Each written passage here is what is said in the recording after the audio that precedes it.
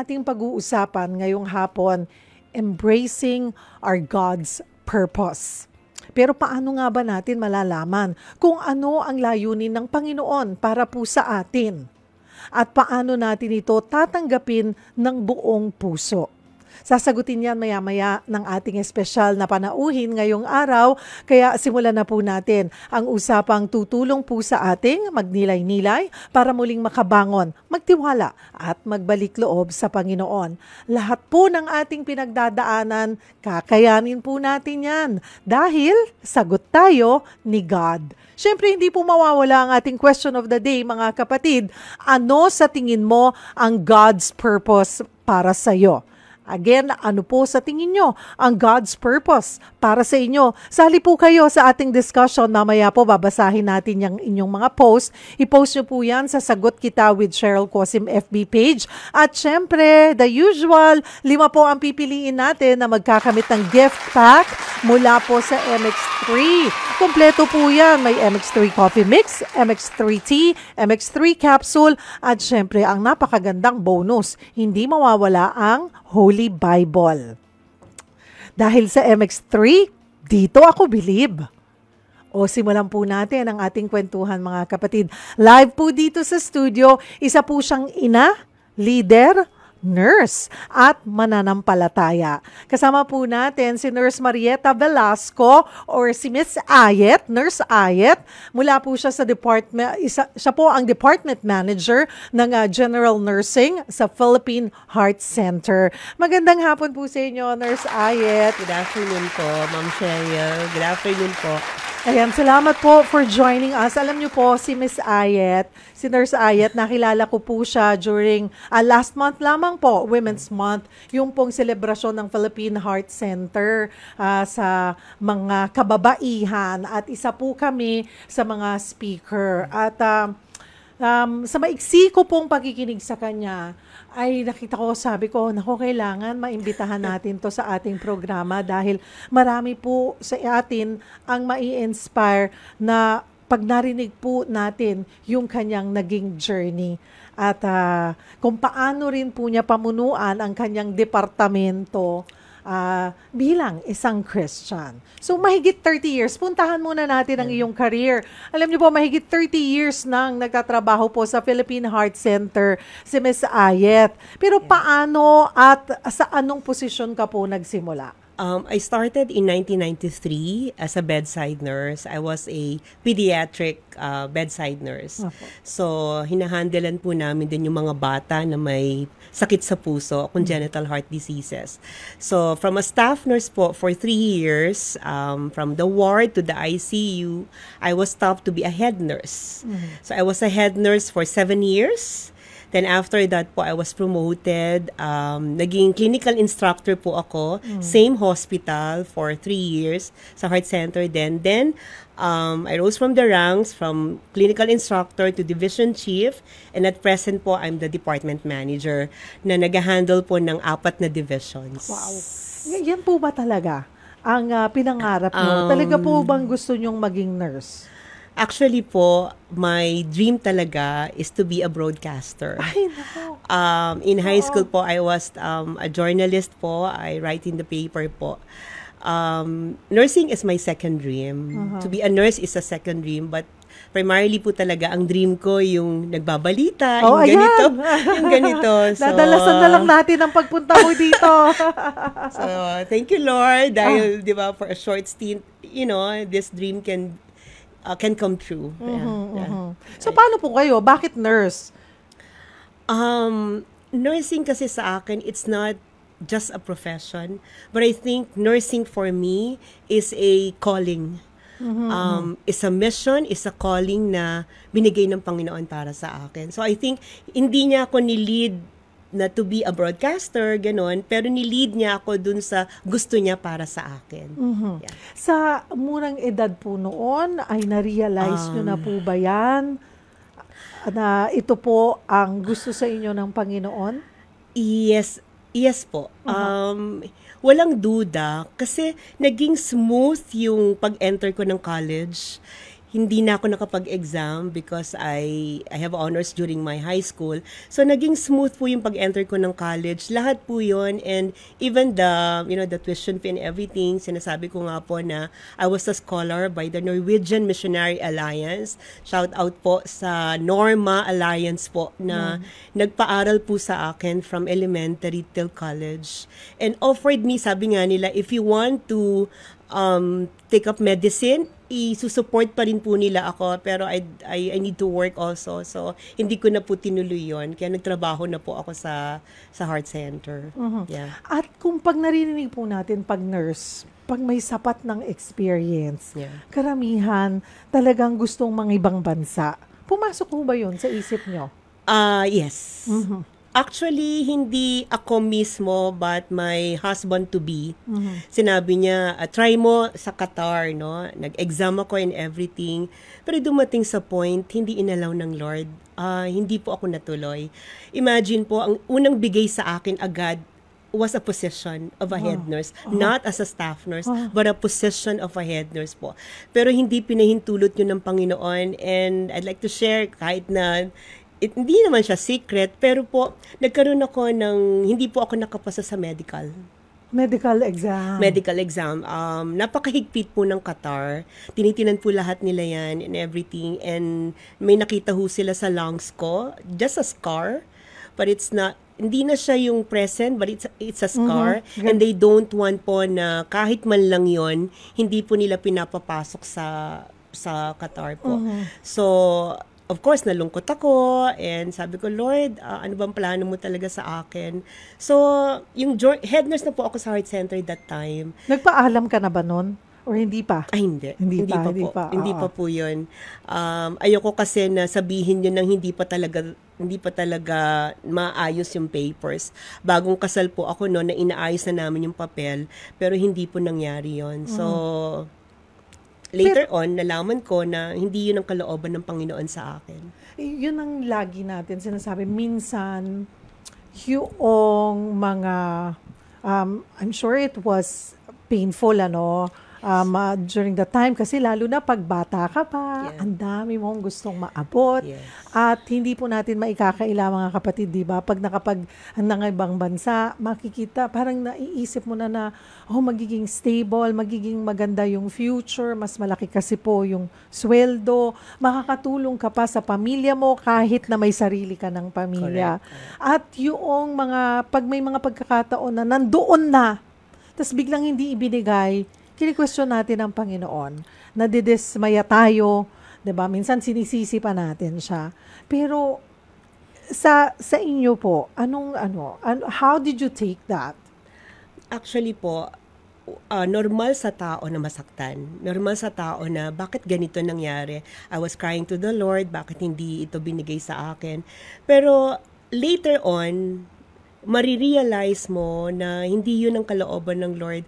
Recently po, I attended a WOW conference. Ang sinabi ng pastor doon, in pain, there's a purpose. So kahit nasasaktan ka, at the long run, hindi mo maintindihan ng Panginoon at this point, pero at the long run, papakita sa'yo ng Panginoon na nasaktan ka ngayon, pero hindi mo makikita na may plano ako at the end. So, kasi ang plano ho namin ng asawa ko that time, doon kami magstay, doon kami titira. Pero hindi inalaw ng Lord yon. Dito ako in-stay, my husband is an OFW. So, siya lang po yung nandun na nag-a-abroad. Kasi may dahilan ng Panginoon, bakit niya ako pinastay dito sa Pilipinas. Okay. Yung pagiging makadiyos nyo, malapit sa Panginoon, was this something that came to you naturally or may turning point or since birth or sa pagpapalaki kasi sa'yo ng iyong mga magulang, ay dito ka na nahubog at nabigyan ng guidance? I was a Roman Catholic. Active ako sa church, nagle-lecture ako, yung nagsasalita sa church, sa Catholic po. Pero, ang nanay ko po, ang nagdala po sa akin, dito sa pagiging Kristiyano. So, ang una pong naging Christian sa family ay ang nanay ko. Then, alam mo, sa murang edad, di ba, ang bata, napaka-ano yan yung parang siyang sponge na gustong matuto and everything. Ganun po ako. Gusto ko talagang matuto. So, dala-dala niya po ako. And it was this NGO na Norwegian Missionary Alliance. Though, ang kanilang purpose po, makatulong sa mga mahihirap na makapag-aral. But, behind that, ang goal po nila, ang mga batang ito na katulad ko, makakilala sa Panginoong Diyos. Makakilala sa Panginoong Hesus bilang sarili nilang tagapagligtas at Panginoon ng kanilang buhay. So, it was my mom, my nanay po, ang nagdala sa akin dito. So, through dun po, may mga Bible studies, may isang church sila na local na dinala po kami doon. So, I was very active. I was a Sunday school child noon. Tapos, naging Sunday school teacher po ako. Then, I was given po, by God's grace, I was given po an opportunity rin to lead Bible studies dun po sa local church po namin. So, elementary hanggang ngayon, syempre po I'm a Christian, pero hindi ibig sabihin po perfect na yung journey mo. I was a backslider din. May mga pagkakataon na hindi naman tinalikuran mo ang Panginoon, pero may mga moments na status ko, walang fire for the Lord. So, naging backslider po ako noon. Hindi ako masyadong mindful of me being a Christian.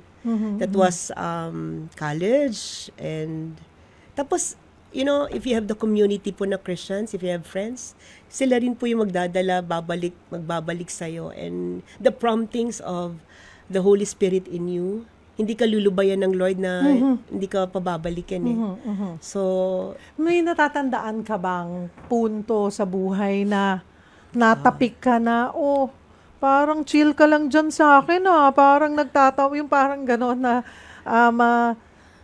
teka, parang ano na nga ba akong klaseng Christian?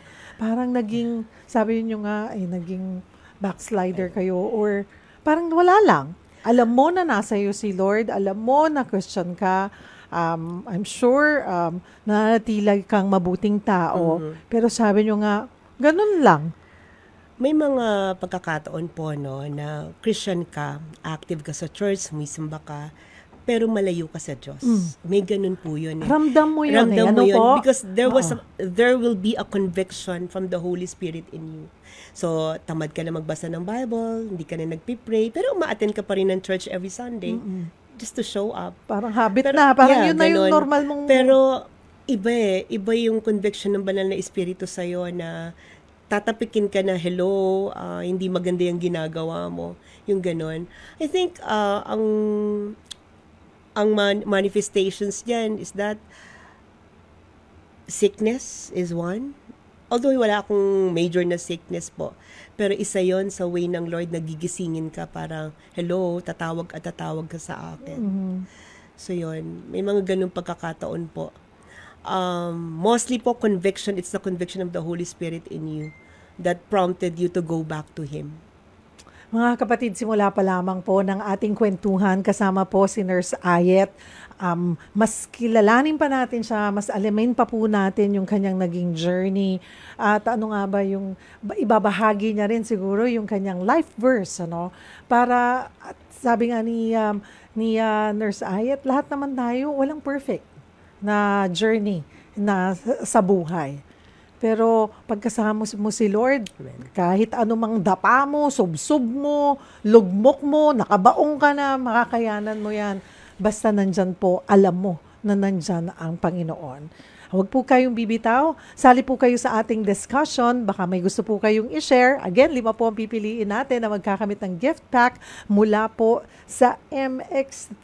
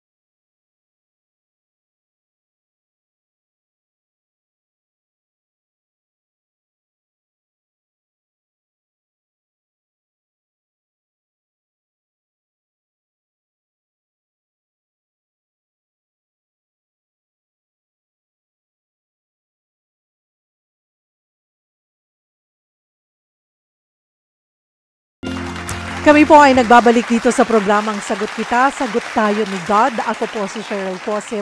Ang ating question of the day, ano sa tingin mo ang God's purpose para sa iyo? Mag-share po kayo sa amin. I-post nyo po yan sa ating live stream sa Sagot Kita with Cheryl Cosim FB page. Mamaya po babasahin natin yan at 5 ang pipili natin na magkakamit ng gift pack mula po sa MX3. Ituloy po natin ang ating kwentuhan. Kasama pa rin po natin si Nurse Ayat Velasco, Department Manager po ng Department Manager of General Nursing sa Philippine Heart Center. Shout out sa mga taga Philippine Heart Center. Hello po sa inyo. Naging maganda po yung ating discussion noon. Nakakabitin lang kasi medyo kapos po kami sa oras, pero I'm sure mauulit at mauulit. Yung pong pagiging at advisor din po kayo sa Young Adults Fellowship sa Cornerstone Christian Church. Okay. Yung pagiging Christian nyo, is this something din po that you share sa staff nyo? Dinadala nyo po ba ito sa trabaho? One of the, I call it a ministry, isa po sa avenue where I can share my Christianity is that when we visit our patients po may be patients na hindi namin kilala, but may mga pasyente kami na employees. So, meron kami tinatawag na social visit along with my division chief. So, I make it a point na bibisitahin namin po sila. And then, sasabihin ko po sa kanila, do you want me to pray for you? So, I think one of the avenues yun, an open door from the Lord na pwede ko silang ipag-pray. Na without asking anong religion sila, anong faith sila, pero itatanong ko lang kung gusto mong ipanalangin kita, then we will pray for them. Yun, that's one way of showing them na ang pag-ibig ng Panginoon para sa kanila. Ano po ang isang personal milestone nyo na naging patunay na katuparan po ng layunin ng Diyos para po sa inyo?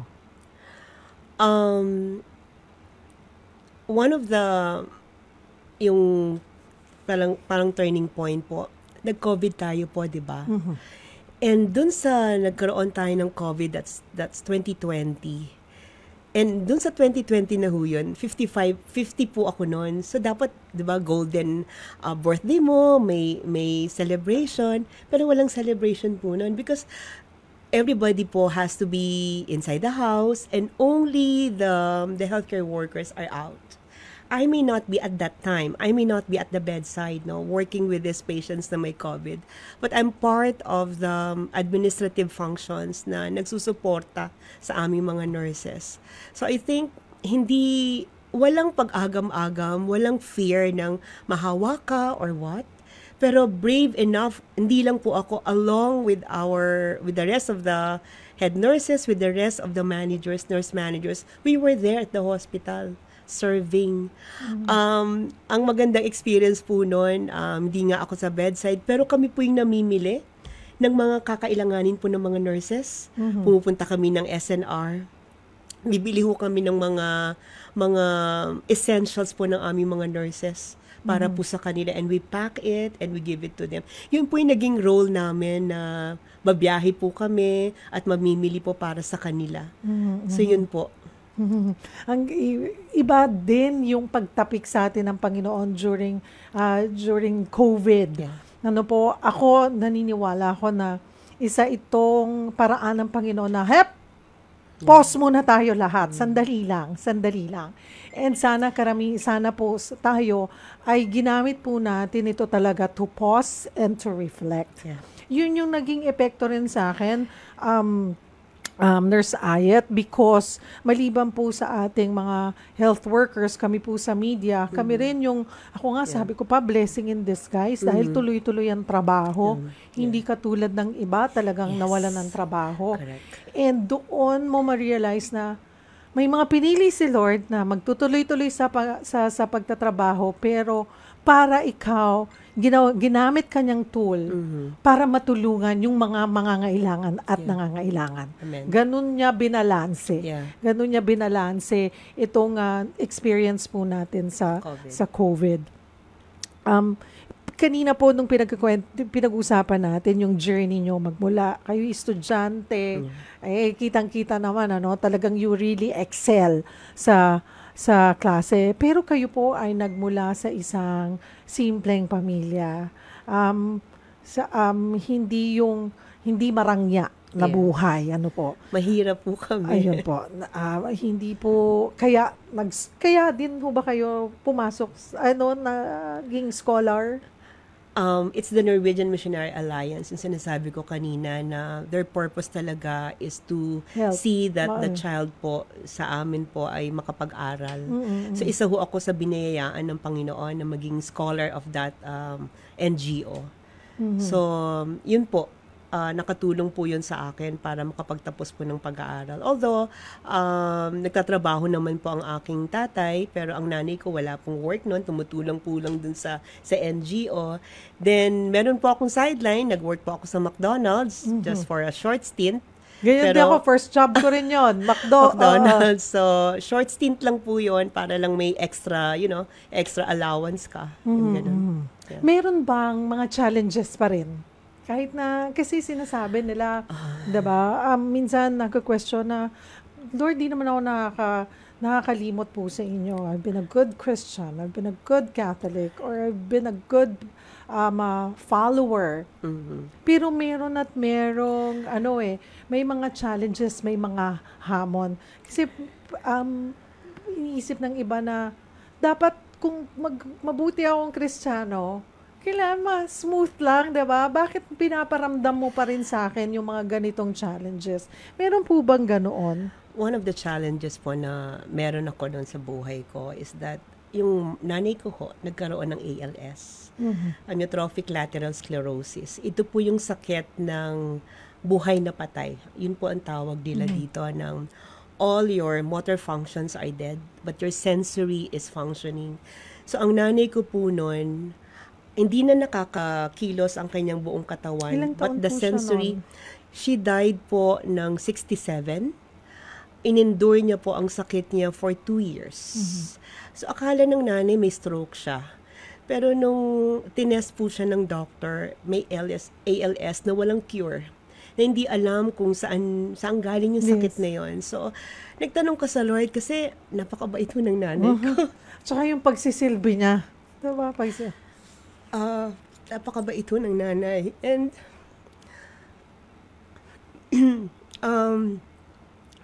di ba siya huy naging unang Christian?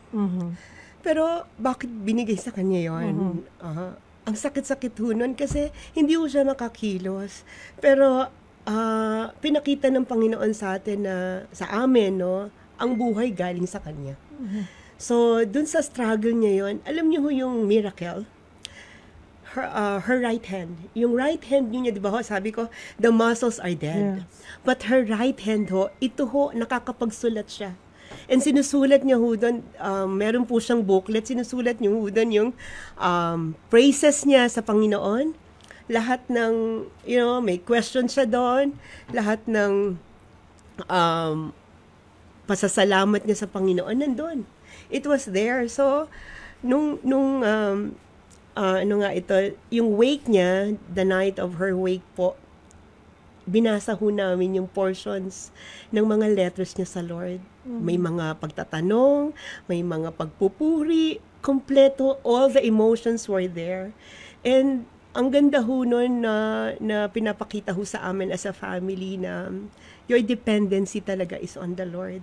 Sabi nila, pag ang blessing ng life, di ba, at 70, pero 70 and the rest, bonus na yon pag buhay ka pa. Pero ang nanay po, namatay po siya 67. Hindi pa na-reach yung 70. Very young. Very young po. Pero pinapakita ng Lord doon na hanggang dun yung plano niya para sa kanyang buhay. And it was a testimony for us as a family na ang buhay galing sa Diyos. At ang buhay na yon sa kanya rin babalik. Na-test ba dun talaga yung faith? Kasi 'di ba, yung pagiging anak mo, nakita mo kung gaano kabuti ang iyong ina at talagang buong puso siyang nagsilbi sa Panginoon. And yet ito yung ito yung dinanas niya Yeah. at kinuha niya ng maaga. Nandoon ba yung pag-question na, Lord, bakit naman? Bakit naman si nanay? Actually ho, may isa How old were kaming you then? 67. I was Were you working nasa na po? Yes po, nasa heart center na po ako noon kasi doon din po siya na-confine eh. Doon din po siya na-confine. So that's 2010, 40? Mhm. Parang 40 to 50 po. So, may pastor po kami sa church. Sabi ko, sa pastor namin na pag-pray, dinala ko po siya sa hospital. And when she was praying po sa nanay, sabi niya sa vision niya, nakita niya, ang nanay ko daw naglalakad. Sa vision niya. So, I was thinking, Lord, would you allow talaga ang nanay na lumakad? Kasi magiging milagro po yun for an ALS patient po. Pero yung pala, after siguro how many days yon, inuwi namin ang nanay kasi ayaw niya magpatubo. Namatay po siya. And ang sinabi ng Lord sa akin, dun siya sa heaven naglalakad. So, Ano yung iniwan na mensahe dito sa naging journey mo? Sa nakita mong pinagdaanan ni nanay? Pinakita doon na ang buhay, ang purpose ng buhay mo will always start and will always end with God. Sa simula at sa huli, sa Diyos pa din. Pero during that time ba, may struggle? Yung acceptance? Or alam mo, hinanda ka ng Panginoon na matataga ang faith mo, kaya walang struggle at all. It was easier for you and the family to accept. Isa sa mga binigay ng Lord na tulong, yung kanyang neurologist. Pinabasa niya ako ng isang libro, Tuesday with Morris. It's a book po na nakalagay doon, ano ang magiging experience ng isang pasyenteng may ALS. So, binasa ko po yun. Meron pa nga movie, Lorenzo's Oil. It talks about ALS. So, yun po, nung binasa ko yun, ito magiging journey ng nanay ko. And paano kami magre-response doon sa journey niya. Meron akong hope na pwedeng gumaling ang nanay. Pero syempre, nasa science po ako belong, di ba? Pero nagiging madali pong acceptance pag alam mo na inallow ng Lord yun for a certain reason eh. So, hindi siya naging madali at hindi rin siya naging mahirap. Kasi along the way, along the journey po, alam mo na ang Lord kasama mo doon. Ang Lord hindi ka iiwanan. So, yun po, sa akin, yes, it's hard, pero yung acceptance po naging madali eh. Kasi alam mo na ang kasama mo sa journey mo ang Panginoon. Mayroon ka bang Bible verse, Nurse Ayet, na magde-describe ng faith journey mo? Marami po akong favorite verses sa Bible. Pero nung nag-i-start pa ako as a Christian, Jeremiah 29:11 was my favorite verse. Pero sinundan ng Lord yun eh. Sinundan ng Lord po yun kasi sabi niya hindi lang dapat natatapos doon sa for I know the plans I have for you, declares the Lord, plans to prosper you and not to harm you, plans to give you hope and a future. Pero may kasunod po nun. Ang kasunod po nun is that then you will call on me and come and pray to me and I will listen to you. You will seek me and find me when you seek me with all your heart. So it's not about the Lord lang na may plans sa'yo, but meron ka rin dapat gawin. Ang sabi po doon, call on me. Come and pray to me. Seek me, then I will answer. So that's the promise. That's the promise na binibigay ng Lord. And if you would allow, Ma'am Cheryl, I have a second Bible verse pa po. Dito po, ito po yung at present na life verse ko. I make it personal po, itong verse na to. Sabi po sa Colossians 1, 9b to 13,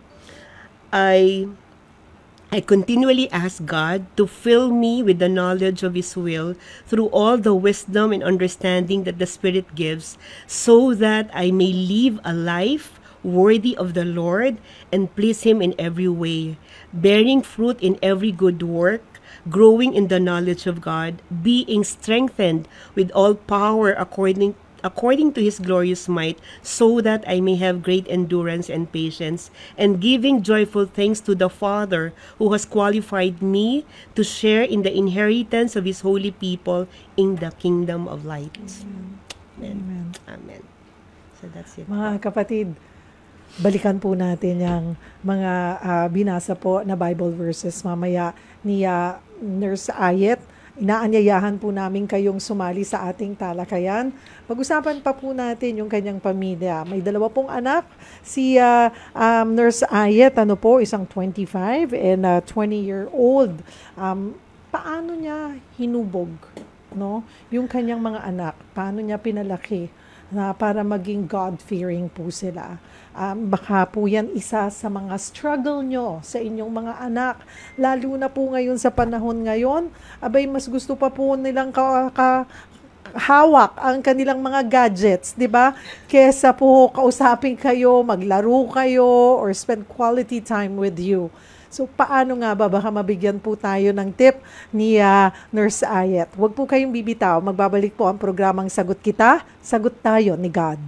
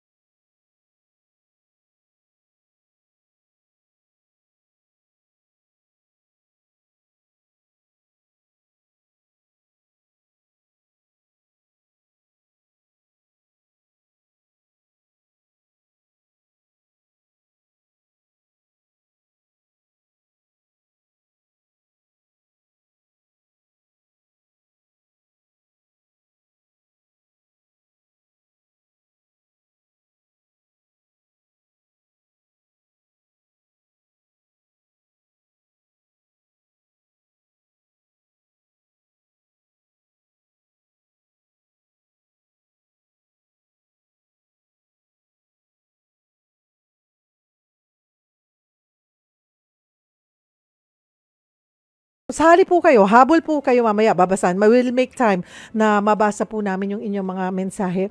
Yung kaninang naiwan ko, Nurse Ayet, bilang isang ina rin po.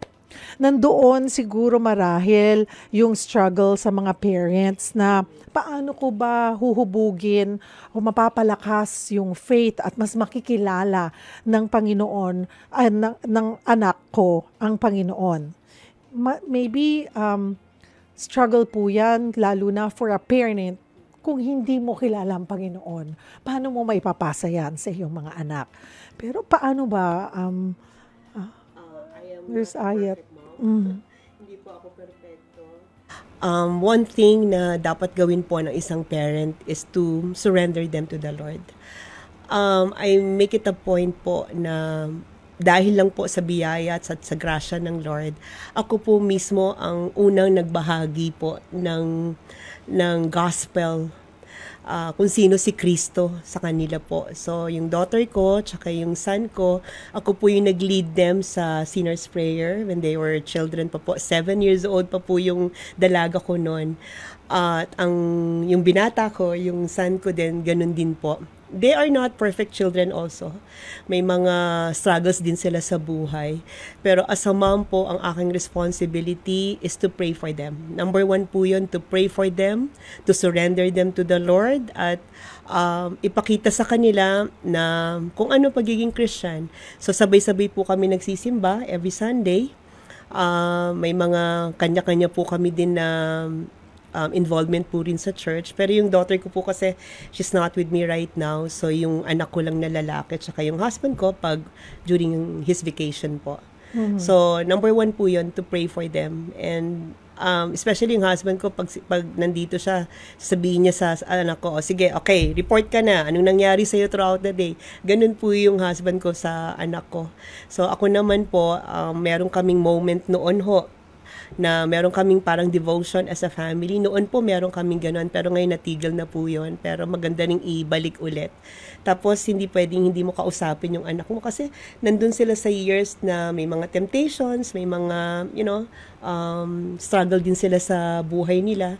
So, nakaalalay po kami na sumuporta sa kanila. And ang gusto ho namin na they would be transparent to us. Yun po yung parati namin sinasabi sa kanila na wag silang magtatago. Pero syempre, may mga problema rin sila na minsan hindi nila sinishare. Pero we see to it po na nandito kami para to support them. Although nagkakamali din po sila, pero nagko-correct po rin kami as parents, nagko-correct din po kami. Pero hindi ibig sabihin na pinapabayan or anong tawag dito, yung we shame them, hindi po dapat ganun eh. We correct them, pero we love them. 'Di ba? Hindi naman araw-araw gusto mo sila, pero araw-araw mahal mo sila. 25 na po yung inyong panganay, 20 yung pangalawa. Yes. Kamusta po ang kanilang relasyon sa Panginoon sa ganito ng edad? Kasi sabi nyo nga, as young as 7 years old, nasimulan nyo na. Yeah. Ang daughter ko po, nasa ibang bansa po siya. And scholarship din. Nagtatrabaho na po siya, pero nung college niya po, scholarship po 'yon.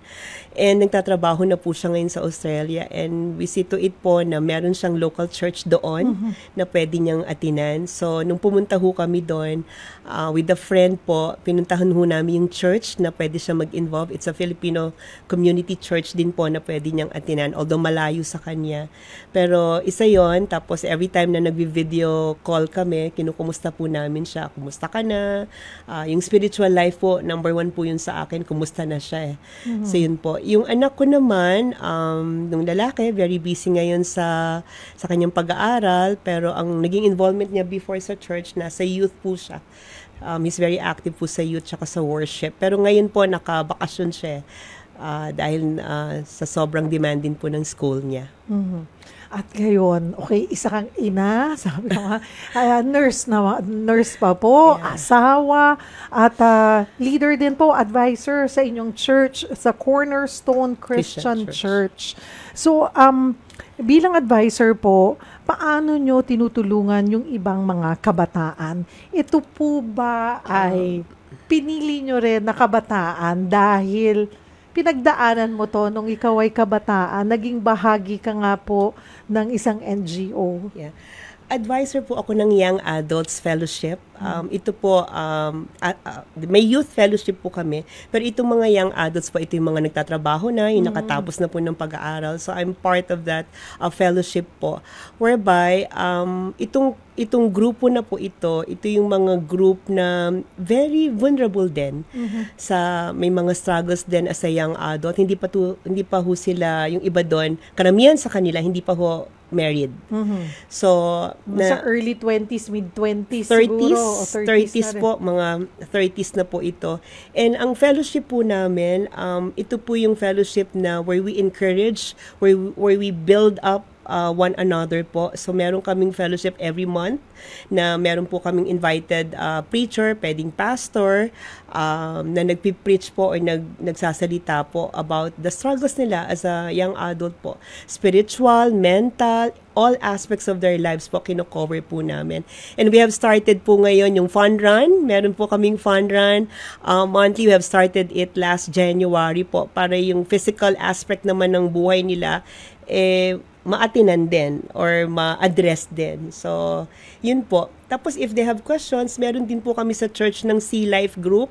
Ito po yung katulad ng mga parang Bible study groups noon ang tawag. Pero we call it Sea Life, where may mga grupo po kami na may Sea Life leader, may Sea Life members, at meron po kaming mga pag-aaral tungkol sa Panginoong Diyos. So, we have modules on about your Christian faith, yung mga spiritual disciplines, about prayer, Bible, about reading of the Word. Meron po kaming ganon sa church po namin. So, involved din po ako doon, and I handle also young adults din na they get to share their lives. Kasi galing po ako doon